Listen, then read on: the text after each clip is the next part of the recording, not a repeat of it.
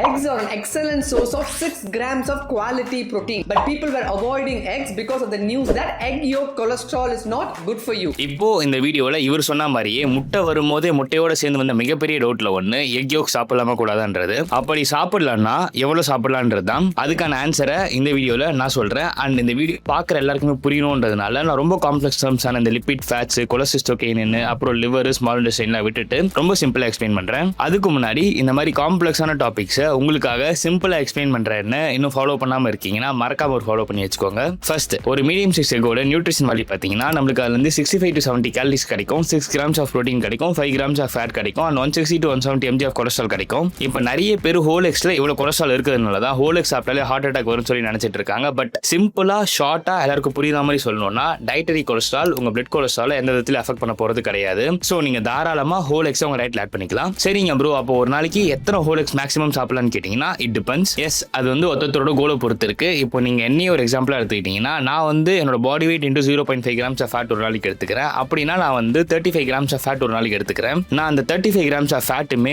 Oil, butter, cheese மாதிரி எந்த ஒரு ஃபேட் சோர்ஸ் வந்து இருக்காம வெறும் எக் யோக்ஸ் வந்து மட்டும் தான் எடுக்கிறேன். ஸோ நான் ஒரு நாளைக்கு 5 to 6 ஹோல் எக்ஸ் என் டயட்ல ஆட் பண்ணிக்கிறேன். ஸோ இந்த மாதிரி நீங்களும் உங்களோட மேக்ரோஸ் கோலுக்கு ஏற்ற மாதிரி ஒரு நாளைக்கு எவ்வளோ ஹோல் எக்ஸ் உங்க டயட்குள்ள ஃபிட் ஆகுமோ அதை உங்க டயட்குள்ள ஃபிட் பண்ணிக்கோங்க. அண்ட் கடைசியாக போறதுக்கு முன்னாடி ஒரு மனுஷன் ஒரு மாசத்துக்கு 720 முழு முட்டை சாப்பிட்டா என்ன ஆவாருன்றதை கமெண்ட் சொல்லிட்டு போங்க.